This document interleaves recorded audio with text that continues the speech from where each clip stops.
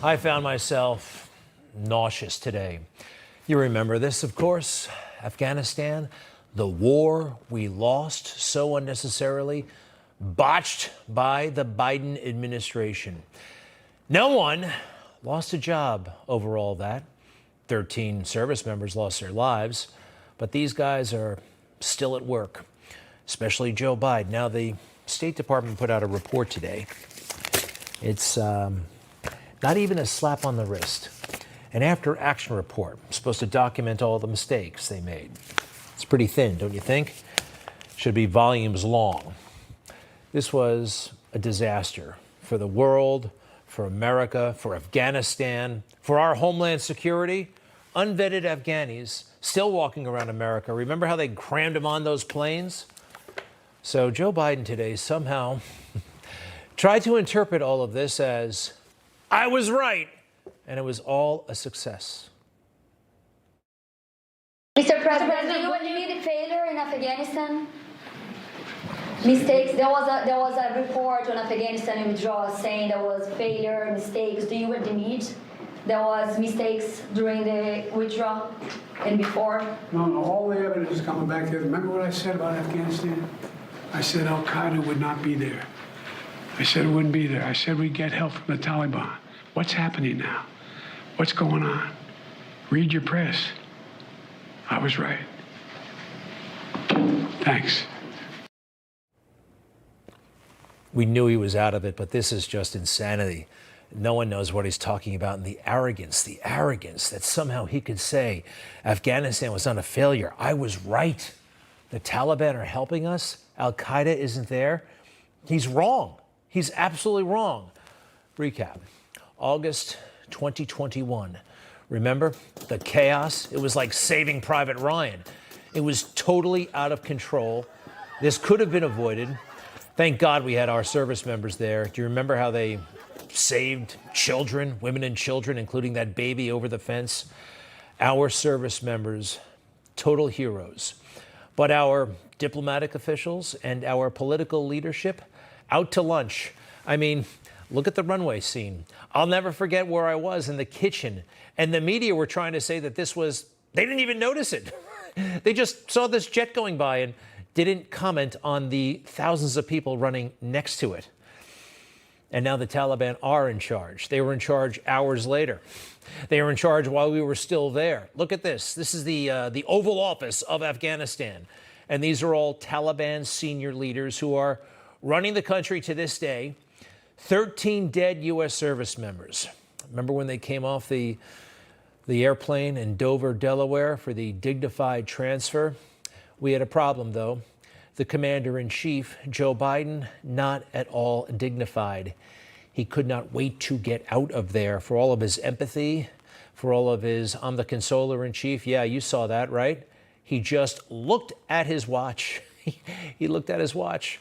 He doesn't care. The thing that he was supposed to deliver, the empathy, all that stuff, it was all a lie. And today, what actually did he say? I said Al-Qaeda would not be there. I said it wouldn't be there. I said we'd get help from the Taliban. What's happening now? What's going on? Read your press.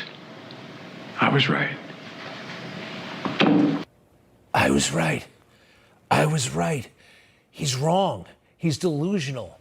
And he's arrogant. He has such contempt for us. He thinks he can get away with this. He can't. Let's put it up, please. The Taliban are in charge. Al-Qaeda is all over the place. What he said today makes no sense. Everybody knows this. The United Nations put out a report not too long ago. Al-Qaeda and the Taliban, they are working together in their mutual hate of humanity. Look at what has been left behind. Look at the women, the poor women who have been brutalized, who can't go to school, who are being sold into sex slavery. Children, their organs are being sold. Can you believe this? Children, more than half of Afghanistan's people are starving. The Afghan people are surviving, some of them, by selling their children and organs. Yet Joe Biden says he was right. He was right. Now let's go back to his predictions before today, July 2021, before the chaos. He said there would be no chaos. The Taliban is not the North Vietnamese army. They're not remotely comparable in terms of capability. There's going to be no circumstance where you see people being lifted off the roof of a embassy of the United States from Afghanistan. It is not at all comparable. It turned out to be the perfect comparison. The escape, the evacuation out of Saigon, 1975, on the left, and what happened in Afghanistan in the final days on the right. It is the perfect comparison. Joe Biden was wrong. He suffers from delusion, overconfidence. More on that in a moment. Oh, and of course, his dishonesty. We know he's a liar, and here's proof that he was trying to get the president of Afghanistan to lie. Reuters, he's having a conversation with the president of Afghanistan, and he's saying, you got to say better things about how our guys are holding up. There's a need, whether it is true or not, there is a need to project a different picture. All right, things weren't going well, but you got to project that things are going well. So here's something else. The military, he's at heart, he just wants to blame somebody else. Check it out. Do you think he's telling the truth here? Your top military advisors warned against withdrawing on this timeline. They wanted you to keep about 2,500 troops. No, they didn't. It was split. That wasn't true. That wasn't true. They didn't tell you that they wanted troops to stay? No, not in terms of whether we were going to get out in a time frame, all troops. They didn't argue against that. So no one told, your military advisors did not tell you, no, we should just keep 2,500 troops. It's been a stable situation for the last several years. We can do that. We can continue to do that. No, no one said that to me that I can recall. That I can recall. That's a Washington trick, that I can recall. He does not deserve to be believed by anybody. His track record as a liar is too well established. And he doesn't respect us enough to at least fire somebody, all right? Fire one of these guys. I mean, Blinken, Sullivan. Blinken is hit somewhat hard in this new report, but he goes way back with Joe. And Joe is as responsible as anybody because he's so convinced of his insight, partially because of Bo. Now, Bo is a great guy. Bo served in Iraq, but Joe seems to think, since he had a son in the military, and I've heard this from numerous people in the military, in the Pentagon, who had to deal with him, that somehow he had special insight and expertise, that he was smarter than the generals. Joe Biden is not smarter than the generals. A lot of these generals aren't that impressive. Joe's even less impressive. What a waste. It did not have to end this way. And Joe, you have some nerve characterizing this the way you did today. All right. Now this. So the student loan forgiveness plan, totally rejected by the Supreme Court. It was a ludicrous plan. Everybody knew that he did not have the authority to do this, even though he got those 3 crazy liberal justices to side with him. I like what Mark Levin said, the great one, shall we? This is a basic when it comes to government. Note to Joe Biden. You were a senator for 36 years. If you want to spend up to $1 trillion in student loan welfare, you need what's called legislation from Congress. Love Levin. They send the bill to your desk, and then you sign it. You don't just sign your own fiat, sprinkle pixie dust on the document, and declare $1 trillion spent. It doesn't work that way. We conservative constitutionalists, MAGA Republicans, or whatever you want to call us, believe you should follow the law and the Constitution. You're not a dictator. You're a mental patient housed in the wrong federal facility. Wow. Amen to that. Now, of course, Levin's a conservative, but even the liberals know that what he tried to pull off here is wrong. Nancy Pelosi said so at one point. People think that the President of the United States has the power for debt forgiveness. He does not. He can postpone, he can delay, but he does not have that power. That has to be an act of Congress. Yeah, a second grader can figure this out. Schoolhouse Rock veterans and graduates can figure this out. And it just is bad policy. Bill Maher, also kind of liberal, making a lot of sense these days. Look at what he summarized and look at the reaction from Senator Bernie Sanders. This is a survey, student loan forgiveness recipients. 73% of applicants say they are likely to spend their extra money on non-essential, including vacations, smartphone, drugs, and alcohol. They admitted that to the pollster. Who is this pollster? NBC News. 52% they are very likely to buy new clothing. 46% they would use the money for vacation and eat out at restaurants. This is why people have a thing about, I would never call it free money. Oh, I guess I just did, but. So it was wrong, morally, economically. Why did Joe do this? Well, he was bribing young people for votes. And he was asked, did you give them false hope? Because this never had a chance. Ooh, got nasty. Mr. President, why did you give millions of borrowers false hope? You've doubted your own authority here in the past. I didn't give any false hope. The question was whether or not I would do even more than was requested. What I did, I thought was appropriate and was able to be done and would get done. I didn't give borrowers false hope, but the Republicans snatched away the hope that they were given, and it's real. Yes, the evil Republicans. The way he portrayed Republicans and trying to tie in PPP. Yeah, take a look.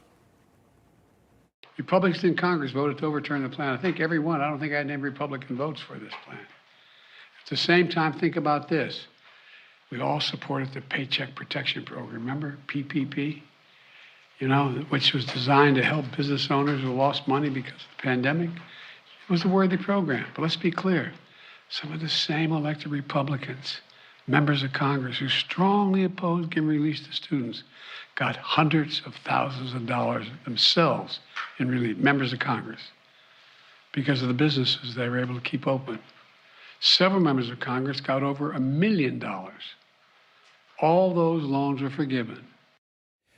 He must understand the difference, but he has no respect for us, so he mischaracterizes it so drastically. PPP was a once in a country's history situation in the middle of the pandemic. Keep the jobs going in this time when no one's actually working. It was designed to be forgiven. That was the whole point. That was the whole understanding. Not like a student loan, though, that you sign up for, fully expecting that you're going to have to pay back. And then this. Now, a kid making $60,000 trying to pay back his bills, asking for $10,000 in relief. Come on. The hypocrisy is stunning. Wow, hypocrisy. This man is so morally bankrupt. What a lost soul, lying like that. What should we expect, though? I mean, he's been doing this his entire life. Remember that clip from the 1980s when he got busted and run out of town almost because of all the lies? This was political bribery, oh, by the way, trying to fool young people into, well, you'll get all this money, so you should vote Democrat. And a lot of them did. Turnout was like we haven't seen for young people in 30 years, and look at how they voted. So there, however, young people, if we will, 17 to, say, 35, they're a little miffed right now. I wonder if they're going to take it out on Joe, because it's almost like it was a bribery situation.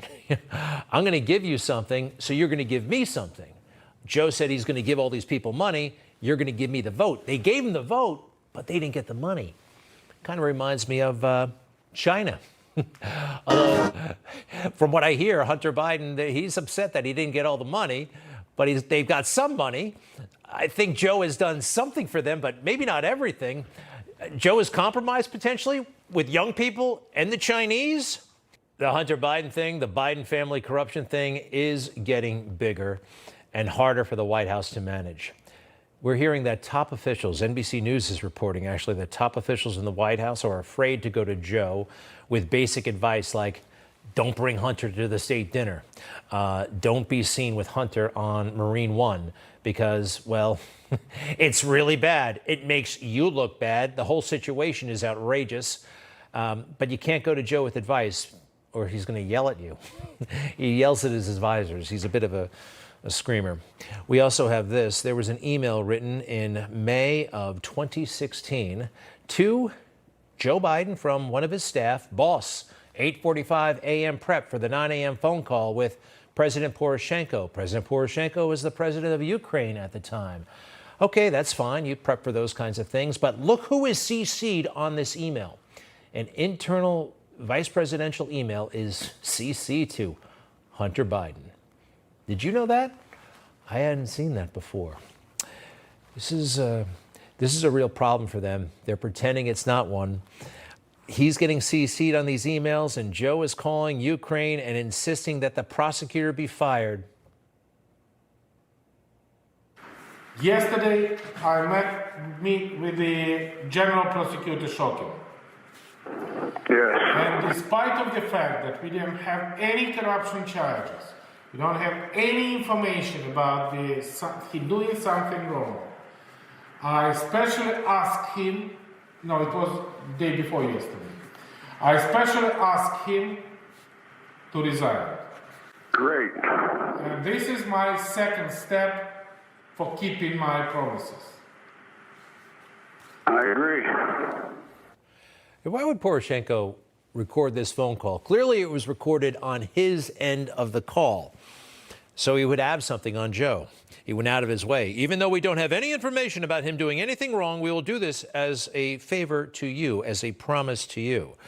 That's not the only tape out there. Joe's done a lot of favors, we believe, I believe, for money over the years.